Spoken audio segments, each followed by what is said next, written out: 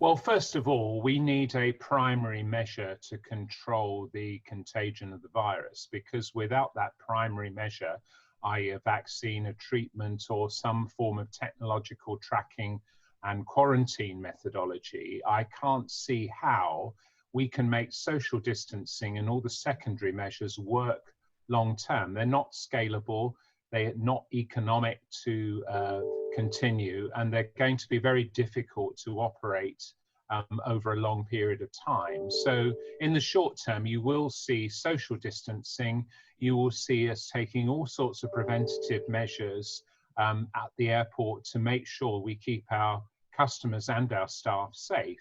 But in the long term, we need a proper end to the threat of the virus before we can get a sustainable, economic and reliable way of getting back to a normal travel pattern.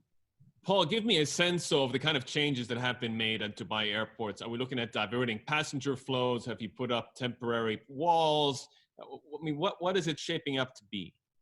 Well, the first thing we've done is we've trialed testing at the airports to see whether there's a reliable way of being able to detect whether customers are likely to have the virus and therefore be a threat to others before they board the aircraft. The difficulty is those trials are still ongoing, and whether they are 100% reliable and whether they're able to be operated at scale in a timely manner, that's what we've got to assess, because it may not be practical to roll this out if air travel comes back in the sort of volumes we're anticipating in the future. That's the first thing.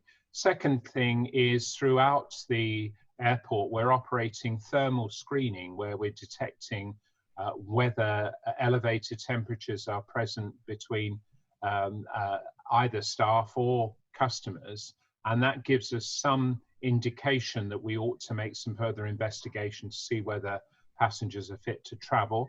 We are maintaining social distance throughout the entire airport process. We've got stickers on the floor, we've got staff managing to make sure that customers that are traveling do respect those social distances. We've got barriers throughout the airport to enforce certain walking routes.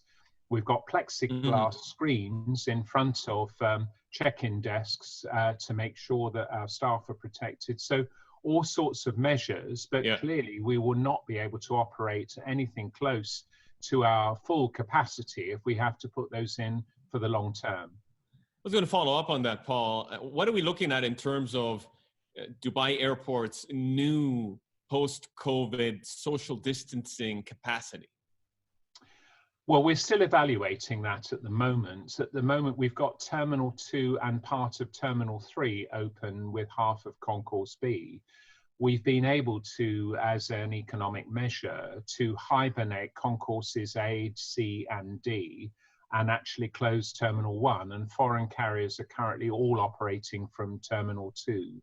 So within the terminals that are operating, we've clearly got staff helping customers through, but as the number of flights starts to increase, as the world starts to open up, clearly we're going to have to bring more of our facilities back online. And do you have any indication at all as to when you'll be able to return to the kinds of levels of passenger flows that you had in 2019? Unfortunately, the answer to that is dependent on so many external factors. We've got to see a world where bilateral arrangements are struck between governments that are confident that both countries affected have got the virus under sufficient control to be confident enough to open their borders. We've seen these arrangements in place, for example, between New Zealand and Australia, who are operating the Trans-Tasman quarantine bubble. We think that that will extend to other places. We've seen quite a few corporates adjust to new economic realities, at least temporary for sure. Some sectors are getting hit harder than others. Have you had to take any decisions on a cutting salaries front, on a potential redundancies front, on a potential restructuring front? Well, clearly we were affected where our daily flight numbers fell in just 1 week from 1,100 movements a day down to about 17 movements a day. And that had a drastic impact, obviously, on our revenue.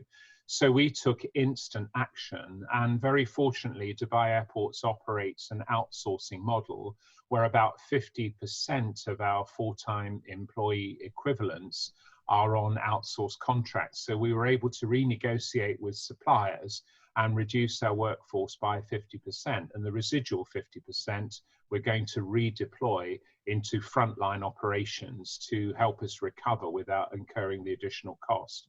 We've also cut our capital and operational expenditure to take immediate steps to shore up our liquidity. We're such an important strategic asset within Dubai that we have to survive and also be ready to spring back into action when air travel resumes, because clearly the UAE economy has to have those connections in place with the outside world to be able to function. So we're an essential part of that strategy, and we're ready to go as soon as we get the word. I mean, you talk about liquidity. Have you sought any government support, or are you planning to tap the debt market to try and build that up a little bit? Well, that's not a matter for us to decide. We're part of the Dubai government and we report to the Department of Finance. So clearly they're looking at that in detail. But of course, our immediate responsibility is to preserve liquidity as much as possible by reducing our expenses to the point where we can still respond to opportunities as they arise whilst we control our costs. What are your thoughts on the longer term permanent changes that we might see in the travel industry? Because a lot of the experts that I've been speaking to, they keep making the point that now passengers are going to look at point-to-point travel versus going through a hub, which of course would put a lot of pressure on an institution like Dubai Airports. Is that something that's going through your mind as well?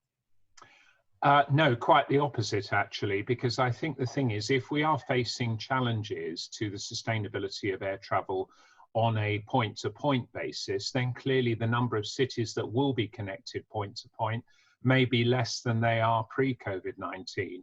In fact, I think our job is to reinforce confidence that Dubai DXB is actually a safe, secure way of using a transit hub, because we've always operated at extremely high standards of hygiene, which we've obviously increased since the virus was ever present in our lives.